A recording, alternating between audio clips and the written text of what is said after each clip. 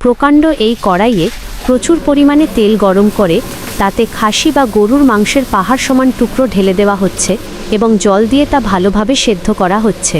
মাংসগুলো পারফেক্টভাবে সেদ্ধ হয়ে যাওয়ার পর রাঁধুনি অত্যন্ত দক্ষতার সঙ্গে বড় ছাঁকনি দিয়ে সেই মাংসগুলো একে একে বড় বড় থালায় আলাদা করে তুলে রাখছেন। এরপর ঠিক সেই একই কড়াইয়ে প্রচুর পরিমাণে লম্বা করে কুচানো গাজর ঢেলে তেলের মধ্যে খুব ভালোভাবে ভেজে নেওয়া হচ্ছে।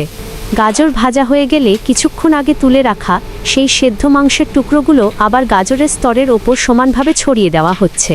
এরপর এর ওপর যুক্ত করা হচ্ছে বিশেষ সুগন্ধি মশলা, স্বাদমতো লবণ এবং প্রচুর পরিমাণে কালো কিশমিশ, যা এই খাবারের আসল স্বাদ ও সুবাস নিয়ে আসে।